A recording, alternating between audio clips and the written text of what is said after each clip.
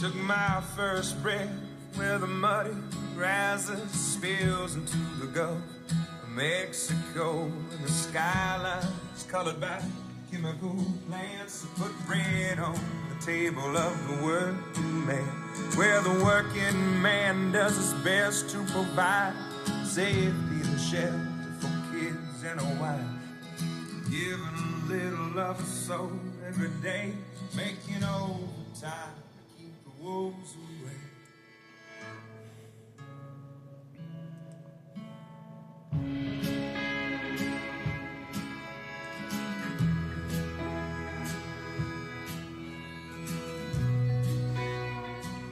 All right, so I'm gonna give a quick review. These speakers just came out. Well, they've actually been out for a year, but for some reason nobody has a video on them. So I'm gonna do a quick video in case you guys are looking to purchase these, and I'm gonna compare them to the S2000's MKii. These speakers are called, here's a box, Edifier's R2750db MK2s.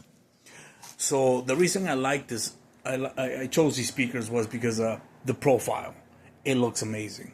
I hate that there's the other version of the speaker that has a hole out here. I just think that's ghetto, bro. I think that's, I don't know. I just think it looks funky, bro. And then these, they look like a much more refined version of it, and these look like actual studio speakers. The way that the dim chrome stands out, and this is rubber, by the way. It just gives it a certain look. They look like actual studio speakers, and then the wood doesn't feel cheap. This is probably veneer, but like it feels really good to the touch, and they don't feel cheap. And they're actually not light either. Has some weight to them. And so I'm gonna be comparing these guys to these guys. So sound quality is great.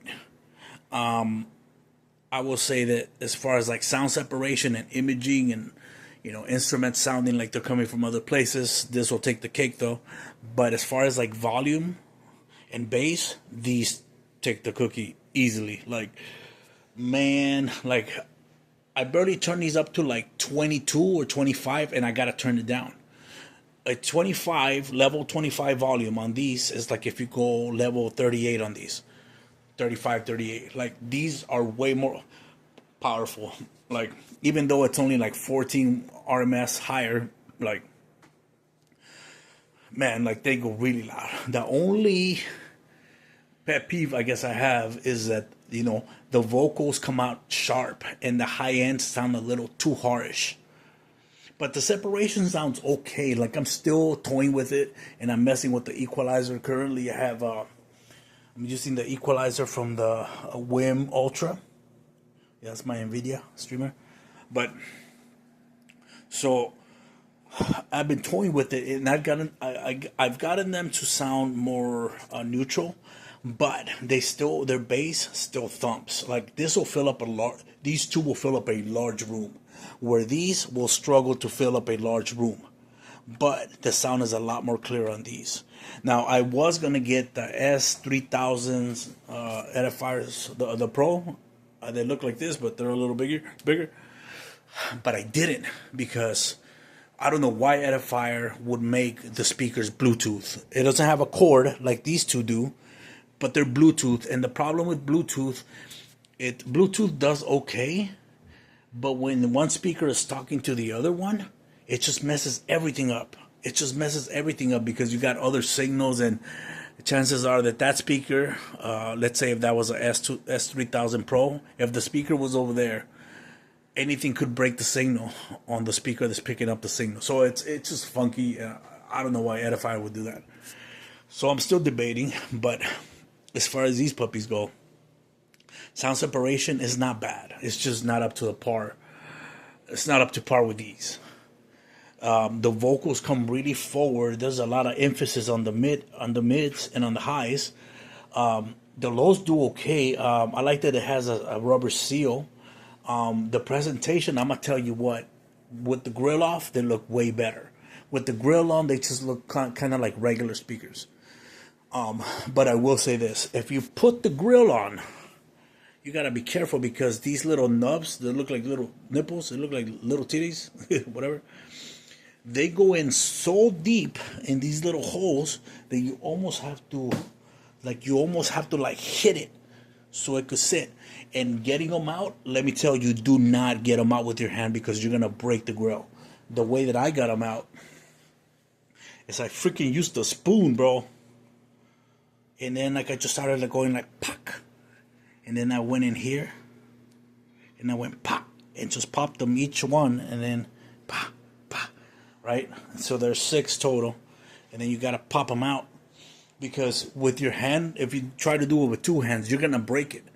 It takes so much to get them in and so much to get them out. I wouldn't recommend. So what I'm going to do is leave it with the grill off. But I'm going to test it for a few days before I try to like return them. As far as capabilities, it does have a subwoofer output. Has a HDMI, optical, and line in, line out, which is cool. I like that.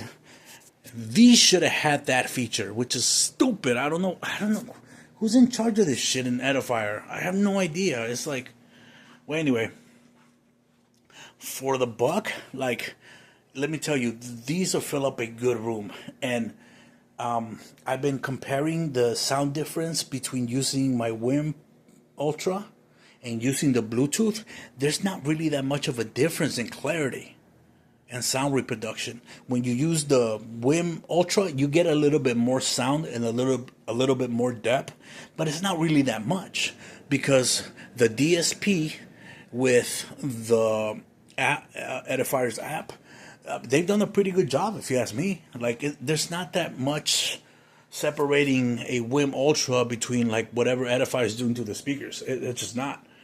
But I'm still debating, guys. I don't know if I'm gonna keep these speakers because they're actually a little too bright for me. They're a little harsh when it comes to like delivering some music. Every song is recorded in a different studio with different equipment. So some songs are going to sound brighter than others, and that's just the nature of the beast. But as far as having this, in your house speakers or in your room, I think these will be probably an overkill for your room because they're going to sound loud, bro. Like, they're pretty loud. And the bass travels, so these speakers need a large room for the bass to do its thing. But if it doesn't have enough room, it's not gonna sound as pronounced as I want to say. Like the bass, like you hear the bass knock when you stand this far away. Like when you're this far away from it, like you hear the bass. That sounds like you have a freaking 10-inch woofer out in the back, and I mean it sounds really good. But the problem that I'm finding is that the highs are a little too harsh, and the sound separation is not as good as these. Now, the S2000mkiii, they do a fantastic job in sound separation, which means the vocals will be here, the trumpet will be there, the clarinet will be over there, everything will be separated, and it sounds like good quality sound. I wish it had a higher volume, and these with bass don't really do that great. These with bass, they hunger for bass. But one thing that these do that these really don't do that well is when you're watching something and you're doing it with the S2000mkiii, at times I trip out because I think the speakers are off, and then I hear the vocals coming from right here. I kid you not. I've actually gotten up from my seat and listened, right? And it's so crazy, the DSP and the time that Texas Instrument developed that chip for these speakers, and they just did a really good job with those speakers. I've been testing them back and forth, changing the same song or whatever. And by the way, when you test songs, you gotta use the same song and go from speaker to speaker. And also, don't use rock. Don't use like loud music that you're not able to tell the details. The song that I played earlier does a great job in telling if you have good bass, if you had good vocals, and if you have good sound separation. I be watching guys that they do reviews, and they want to put the song they like, and all of a sudden it's techno. Bro, that's a bunch of noise coming out of the speaker. How can you tell you have a good sounding speaker? Nobody can. Therefore, you need to pick a song that flexes your speakers, right? That shows off what they're capable of. But anyway, all that said, I'm gonna be wrapping up this video. Should you purchase these for $500? You know what? I'm a strong believer that a lot of people are gonna be really, really, really happy with these speakers. You can't go wrong. Do I like these better? I like them a little better because they sound a little better. The sound separation is a lot better, a lot cleaner. There's no hissing coming out of these, but for some reason, these just sound a lot quieter. Not in a bad way, you know. When the voice dips, it just sounds like everything just working correctly, like it's supposed to be. These just sound too bright overall, man. So, but it's not really a bad thing. You could always mess around with the equalizer and all that in the app or in your WIM Ultra if you have it. But I give these a solid score of 7.9, and I give these a score of, I would say, 9.1, because I've tested speakers that are $5,000, and these do about as good of a job as those. This planar tweeter is one of the best, I think.